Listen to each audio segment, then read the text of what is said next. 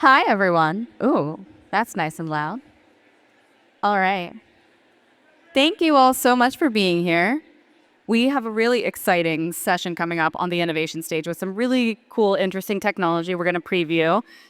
My name is Hannah Kramer. I am the director of content strategy for The Real Deal. And with me, I have two amazing innovators, Georgi Chigogidze from Perlin AI and of the Eklund Gomes team, Fredrik Eklund. Thank you guys so much for being here. Thank you. Can you guys hear us? Yeah, hello. You can hear? Good. I'm glad. All right. And we have a third panelist with us today as well. I want to make sure that I'm ready to talk to her. On stage left here, we have Maya. So, Maya, how are you? Ready? Let's see if you can do it. Wait, can I just say Hello, before we get Hannah. started? I'm doing great. Thank you for asking. How can I assist you today? She's cute. Go ahead, Fred. No, I just wanted as a point of introduction, maybe thank you for coming. I can't even hear myself. Do you hear me? The audio quality up here is this is such a fun topic, but it's also a very difficult topic. Artificial intelligence, like everywhere you look, every magazine, every TV station, you hear about this AI, and so do we. I mean, George and I are somewhat of experts, but still, every day there's a discovery, and nobody, not even us, can keep up on this exciting field. Now, what I said to The Real Deal, there's going to be a lot of comedy today, I think, because we're going to do something that we've never done before, which is have the chatbot Maya speak to another chatbot, Mika, and the two of them are going to speak to one another. And we haven't really tested it, at least not me. So what I'm trying to say is this is supposed to be fun and relaxed, and hopefully there's going to be a lot of laughter in this experiment of ours. Absolutely. So, before we dive into that, I'd love it if you guys can tell us a little bit about the technology, how this came to be. Georgi, you're really coming from the mortgage industry originally. So tell us how you came into AI, and then I'd love to hear about the partnership that you guys have developed. Yeah, so just very quickly, I got into the mortgage business in 2006, and with the idea that we could use technology and data to make agents' experience better and serve as a connective tissue between mortgage, title, and transaction. So that was my genesis in real estate. And when I saw machine learning, neural networks storm the scene in 2015, 2016, I just quit my job and started this company because I thought that technology built on neural networks was going to outperform old school technology and serve those goals better. The goal of enhancing agent experience and then connecting the transaction for the customer between transaction, mortgage, and title. Absolutely. So that was our genesis in that space. And Fred, this has been a long time passion, interest for you, right? Well, I'm a bit of a computer nerd. I'm actually a nerd in many different fields, real estate being one of them. But yes, in 1999, that's how old I am. I started an internet company in Sweden called Humany, like human with a Y at the end, humany.com. And it was the internet bubble in Sweden. Sweden, if you remember, was a leading more than Silicon Valley at that time. We were like in Stockholm, we were like the venture capitalist market and technology and internet and all those things. And I was the youngest person in my company. I had 50 employees. Anyway, the company, we were designing software for customer relationship management systems. And we came up with this chatbot, which was really basic. I mean, it doesn't have any of her Right. or George's capabilities, but her name was Maya. And she was animated, and you can text her. And then in the back end, which at the time we didn't have all of this, we kind of manually answered a lot of those questions. And she remembered them because she was a computer, and we sold her to all these big companies. And it was an amazing learning curve. Anyway, I never made any money of that company because the bubble, popped, and I got out, I guess. But Maya lived with me I was like always obsessed with this idea. So that when we met, Yeah. and he had some of this technology, Yeah. but maybe not with a personality, and maybe not specifically like the way that Maya turned out. I remember you said to me like it's so refreshing to and I said to you like I'm obsessed because we were speaking the same language right away. Yeah. But I mean, you've sunken a good significant investment here into Maya. So it's not I know just I don't have any more money now. she's got it all. So it's more than just a passion project, right? I mean, No, there's no, yeah, a yeah. problem here that you are looking to solve. Tell me a little bit about what it is that you think Maya can really do and provide for your agents. Yeah, oh sorry, I'm just assuming that people know who she is. So basically Maya is she architecturally, you try to explain it, her brain is like a pyramid. And at the bottom of the pyramid, it's ChatGPT. So anything, and we know, I think we all know, we have a relationship with ChatGPT now, right?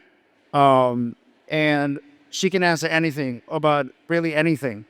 But then what Georgie has done on his end is to add real estate law, which is important, very important, because some buyers and sellers and agents might perceive her as a real estate agent like myself. So it's very important that she doesn't discriminate or steering and all the other terms that we use. On top of that, she has everything about Eklund Gomes and our executive team and all the agents. And on top of that, at top of the pyramid, of course, is her personality. So she has, I say, a spunk. She's like, maybe she's like me. She's very eccentric and colorful. And when you speak to her, talk to her, she's going to make you laugh. And we can try some of that today. The point of her, which I guess is why we're here, is that she's free to everyone. She's international, right? Because anywhere in the world and beyond, and she is real time, and she's there to help. So she can help you with searches. If you're a real estate agent, she can write descriptions for you, and she can navigate an agent in your work, and of course, a seller and buyer. So we wanted to provide that because we can't work 24/7. We can't be up all night, but customer service and being like answering in real time and being super passionate about what we do as agents, we can't do that. She can. But she's just the beginning of something, and that's going back to the comedy, and that's we're just in the infancy of this.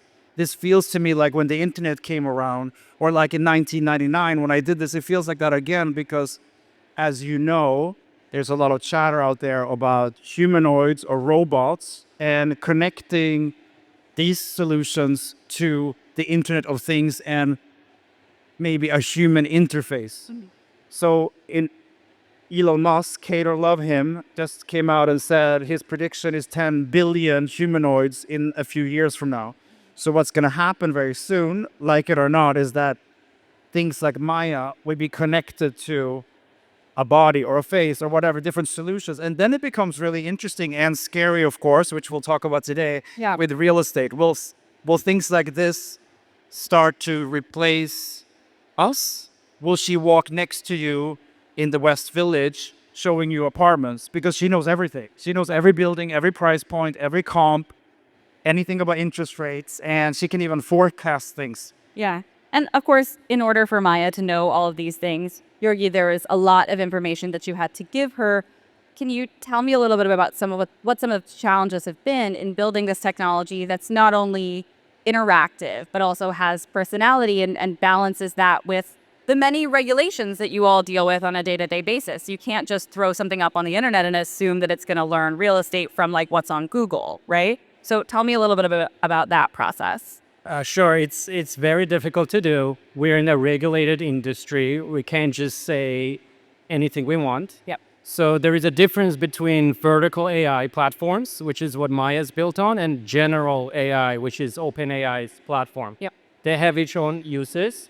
And Maya, and why we got along immediately is Fredrik and his team, they were like, this has to be fair. This has to be compliant.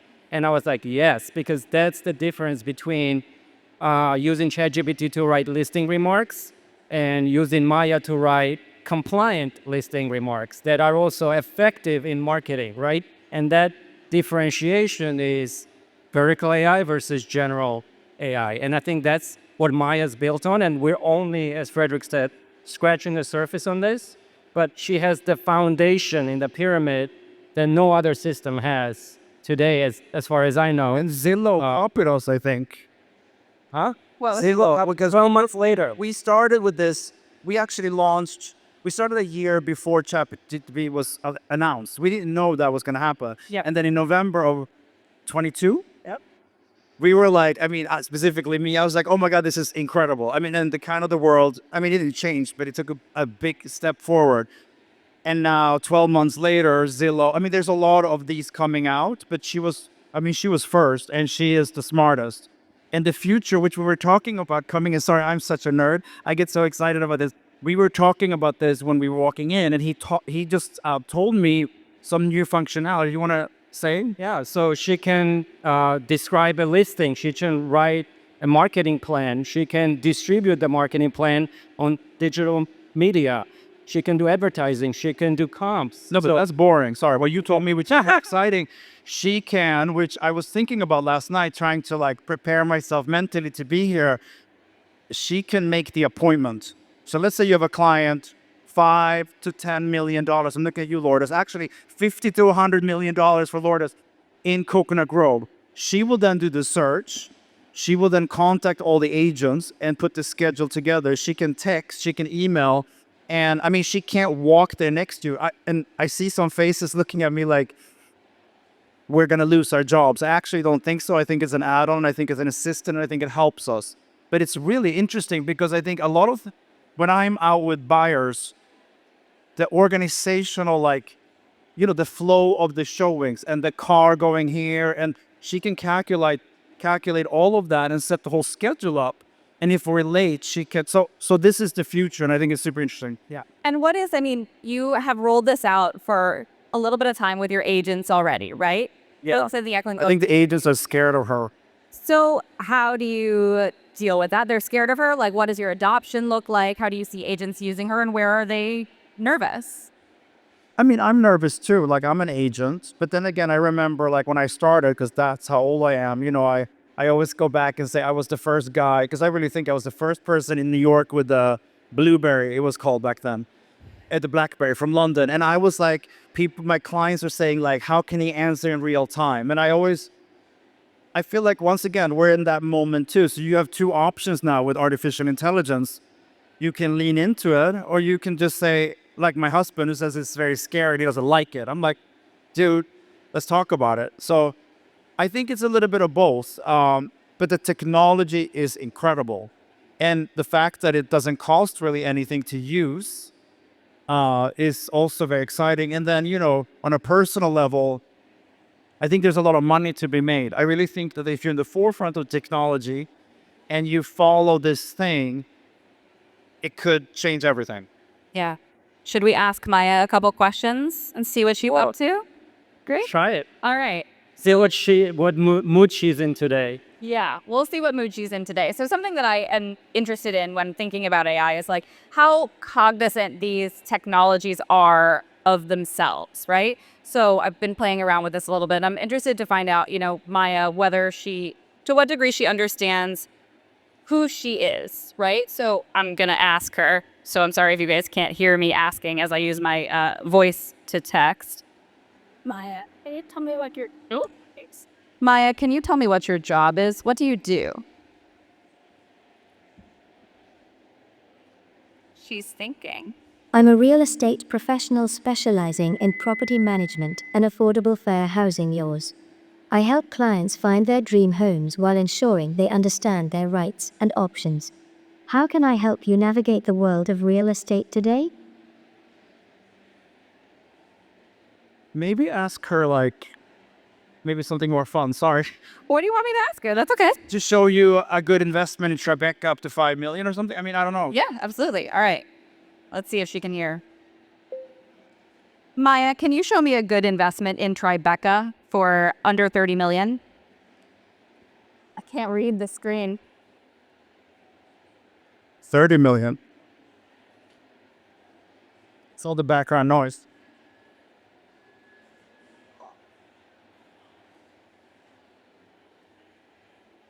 I think that's my text problem there. I think it's because there's so much background noise But if you type in the question, maybe. Yeah. All right. Let's try it that way. Let's see. Just can't where you want. What? No. It doesn't have to be, you can say anywhere.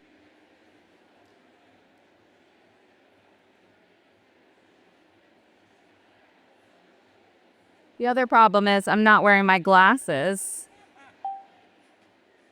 And so I can't see what I'm typing on the screen. It's just really funny.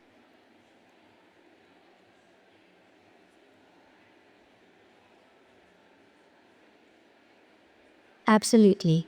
New York is a fantastic place for real estate investments. Let's explore some options together. What specific criteria are you looking for in an investment property in New York? Up to 10 million in Midtown. I'm just making something up.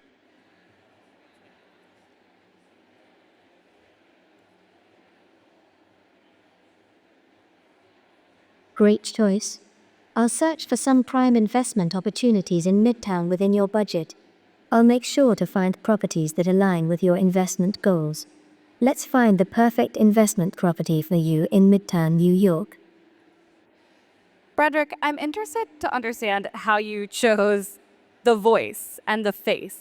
Like, why? Yeah, the was face, it- I actually made the face in, I forgot what program. I just took like all the personalities at EG, and we just kind of threw them together. We wanted her to feel like coming from a different galaxy. But I wanted to add what we talked about walking in, like obviously very soon, maybe this year, next year, we're all going to have these agents for different things that's going to help us automate things. And the idea here is that every agent can design their own face very quickly with the software and maybe your own voice. Maybe you want to make it look like yourself, and that you then can have this thing live wherever you are to help your clients, and that it can be like an extension, an addition of yourself. So it's not like Maya has to look this certain way. And by the way, she's becoming animated too. Yes. You're such a great partner because you say yes to everything that I'm saying. Tell us what that How looks can you say no to this? You have better socks than I do.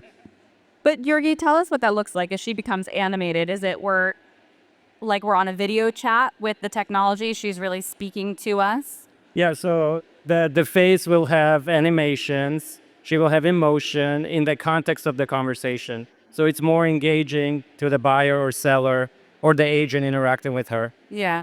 And I mean, one of the things that we talked about when we spoke before, Fredrik, was just the degree to which this is like a power up for agents and that people shouldn't be fearful of it. But there are a lot of people who are afraid, right? Who think, But remember when the internet came, there was the same narrative that we were not going to be, all the real estate agents were going to disappear. And then the transparency in the data, I think, made us more successful, although it's still available for the buyers. And I think with every going back to the blueberry, like I think once again, if you lean into it, yes, if you don't pay attention to the discussion and you don't dig and understand it and can't really discuss it, maybe then you become irrelevant. But I don't have all the answers. I see this once again. I mean, it's just the beginning of something that cannot be stopped, I think. Yeah.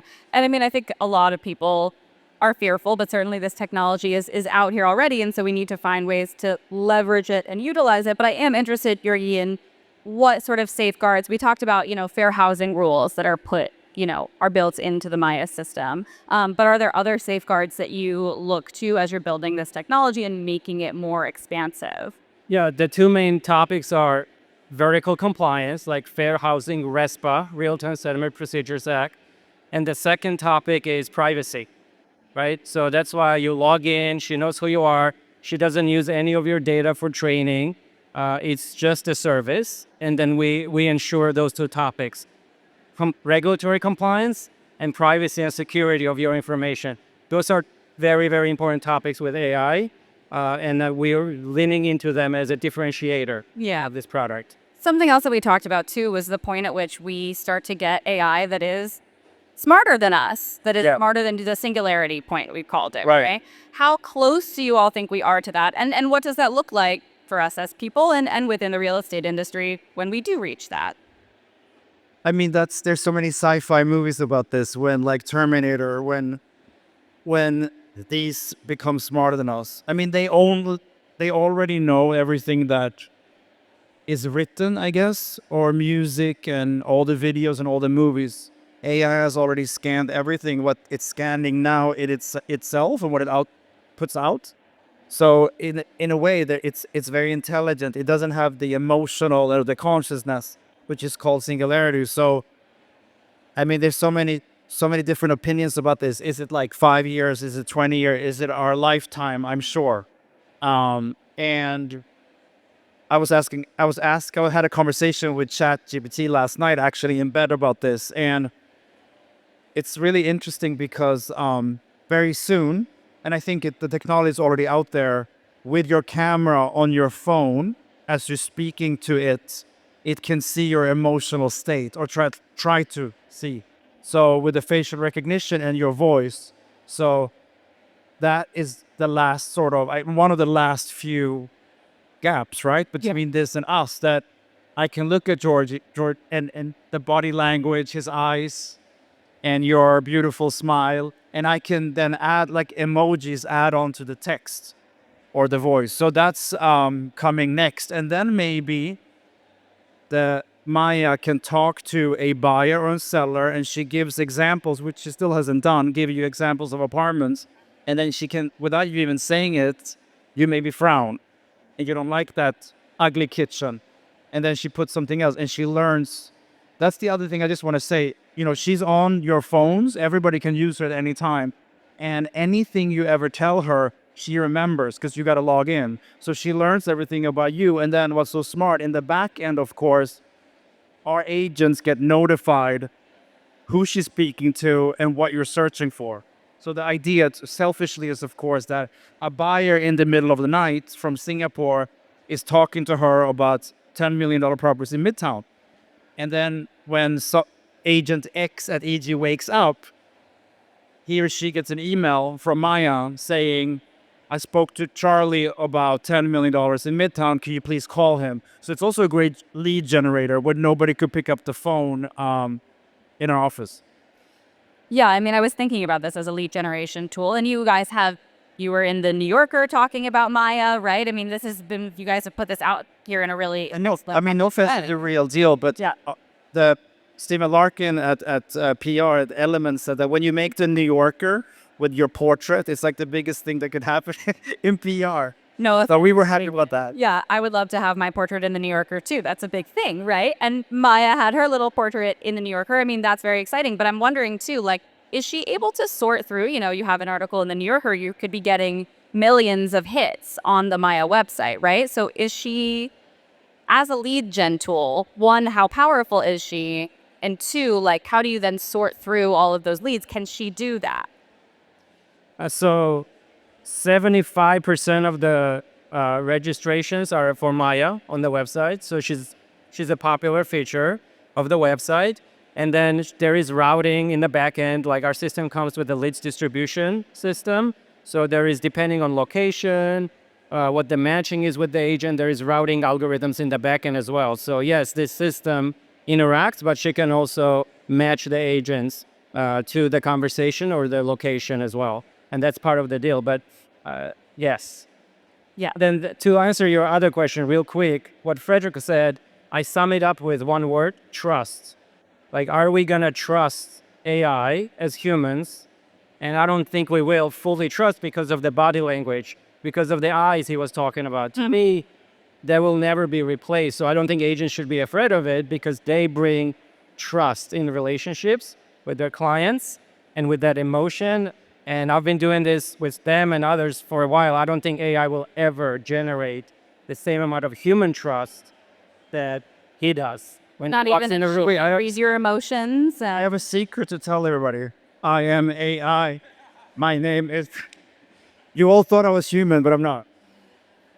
But I mean, you don't think that even if she could interpret an emotion when somebody sees a listing, if there's a day where there's a humanoid, that there's, you know, little robot Maya who walks to the listings with you, I mean, maybe that makes your job easier. But at what point also is, you know, she's the agent and you're the programmer, really, like, Right. not not completely the agent anymore. If she can read your emotions, that's so much of what agents do, right? Well, let's say that what if you, I mean, in the near future, what if you own the relationship with the buyer, but you send her out to preview apartments and she scans everything, she writes a report, and, through image recognition, she kind of helps you.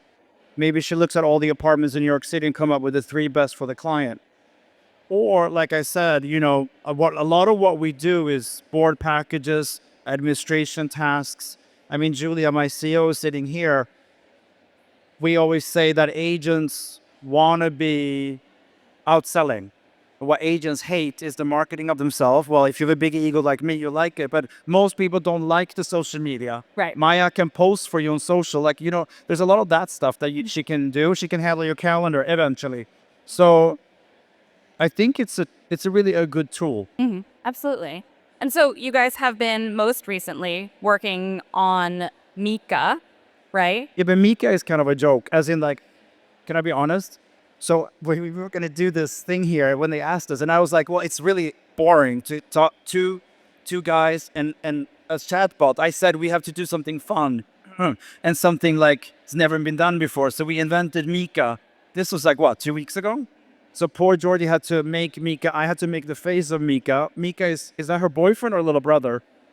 Brother. Okay. So they're going to talk to each other for the first time. Is that true? We haven't tested this. haven't tested this. We certainly can try. I'm a little bit worried, I will say, about the volume level in here. There's too much. I think there's too much noise. It's pretty attractive, I think. He's very attractive. Yeah, he looks great. And Yuri, does he work in the same, like his functionality as the He has the same, but Maya has all the knowledge of Fredrik and his team, and Mika doesn't have as much knowledge as Maya does. So Mika is I think we should take questions from the audience, maybe, because otherwise, no offense, you're a good question asker. Absolutely. I would love to take a couple questions. Should we take one and see what Maya can handle? Great, let's do it. Okay. Can I get a question? Oh, if I can get out of this screen. Sorry, everyone. Technology. I'd love to take a question for Maya from the audience. Yep. Oh, yeah. But expensive.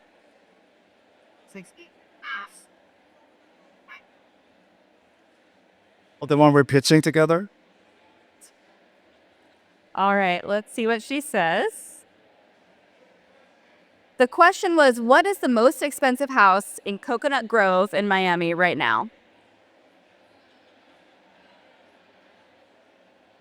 I'm not sure about the current most expensive house in Coconut Grove, Miami. Would you like me to look that up for you? What if I say yes? I'd like you to look it up for me. I not. I'm sorry, I don't have the ability to browse the internet in real time to provide you with the most up-to-date information on the most expensive house in Coconut Grove, Miami. However, I can assist you in finding luxury properties in Coconut Grove that match your preferences and budget. Let me know how I can help you further. Just say in Miami. So show me the most expensive listing you have in Miami. Okay. All right. We'll try for listing you have in Miami. The other thing, not to defend Maya, but you see, you have a thumb up and down for each answer.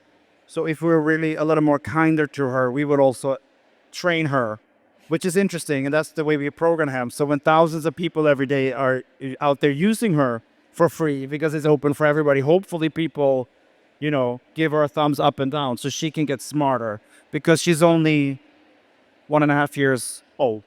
She's 1.5 years old. She's a toddler. We'll keep that in mind. So we'll see if she can. I mean, she better answer this one, otherwise.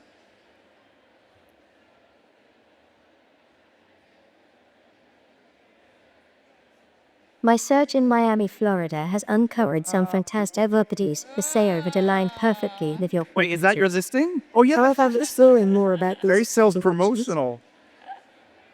Brilliant. So there we got it. It's amazing how quickly this technology is turning and learning. And I will say, What happens if you click on it? Click on the first listing.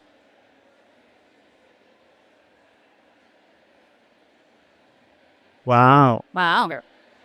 It's a beautiful listing. It's a great property. Well done. That is going to be it for us for today. We're out of time, and I know we have other great tech to get through. I want to thank Perlin, and I actually invested in them too. Julie and I were lucky to invest in them early, and I sit here and take credit for a lot of your work. So thank you so much. And they're brilliant, and they're also working on, I believe, the Douglas Elliman's new website, which is going to be incredible. And thank you, The Real Deal. Thank too. you. Absolutely. Thank you guys so much for being here. Thank you all.